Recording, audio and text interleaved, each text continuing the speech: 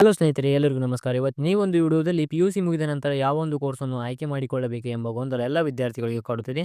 ಮೊದಲನೇದಾಗಿ ನಿಮ್ಮ ಗೋಲ್ ಏನಾಗಿರ್ತದೆಯೋ, ಅಂದರೆ ನಿಮ್ಮ ಗುರಿ ಆಧಾರದ ಮೇಲೆ ನೀವು ಕೋರ್ಸನ್ನು ಆಯ್ಕೆ ಮಾಡಿಕೊಳ್ಳುವುದು ಸೂಕ್ತ. ಉದಾಹರಣೆಗೆ KS, IPS, IAS ಆಗಬೇಕು ಎಂಬ ವಿದ್ಯಾರ್ಥಿಗಳು ನೀವು PUC ಯಾವುದೇ ಒಂದು ಕೋರ್ಸನ್ನು ಆಯ್ಕೆ ಮಾಡಿರ್ಬೋದು.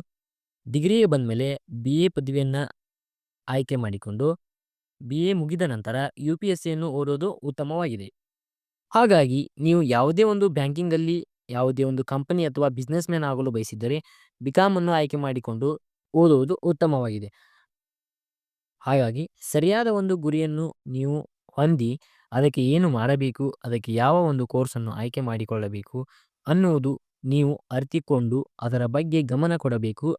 ಅದನ್ನು ಬಿಟ್ಟು ಯಾರ್ಯಾರ್ದೋ ಮಾತು ಕೇಳಿ ಯಾವುದ್ಯಾವುದೋ ಒಂದು ಕೋರ್ಸನ್ನು ಆಯ್ಕೆ ಮಾಡಿಕೊಂಡು ನಿಮ್ಮ ಜೀವನವನ್ನು ಹಾಳು ಮಾಡಿಕೊಳ್ಳುವುದು ಸರಿ ಅಲ್ಲ ಸ್ನೇಹಿತರೆ. ಬೇರೆ ಬೇರೆ ವ್ಯಕ್ತಿಗಳು ನಿಮ್ಮನ್ನು ಗೊಂದಲ ಮಾಡುತ್ತಾರೆ.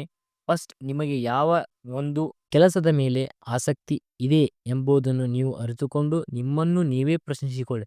ನಾನು ಏನು ಮಾಡಿದರೆ ಒಳ್ಳೆಯದು ಆಗುತ್ತದೆ ಎಂದು. ಆವಾಗ ನಿಮ್ಮ ಇಷ್ಟವಾದ ಕೋರ್ಸನ್ನು ಆಯ್ಕೆ ಮಾಡಿಕೊಂಡು ಅವರಿಗೆ ಇಷ್ಟವಾದ ಕೋರ್ಸನ್ನು ಹೇಳಿ ನಿಮಗೆ ಗೊಂದಲ ಉಂಟು ಮಾಡುತ್ತಾರೆ. ಅವರ ಯಾರೂ ಮಾತಿಗೂ ಕುಗ್ಗದೆ ಬಗ್ಗದೆ ನಿಮ್ಮ ಒಂದು ನಿರ್ಧಾರ ಸರಿಯಾಗಿ ತೆಗೆದುಕೊಂಡು ಸರಿಯಾದ ಒಂದು ಪದವಿಯನ್ನು ಪಡೆದುಕೊಂಡು ಉನ್ನತವಾದ ಹುದ್ದೆಯಲ್ಲಿ ನೀವು ಮಿಂಚಬೇಕು ಎಂಬುದು ನಮ್ಮೆಲ್ಲರ ಆಶಯ ಸ್ನೇಹಿತರೆ. ಧನ್ಯವಾದಗಳು.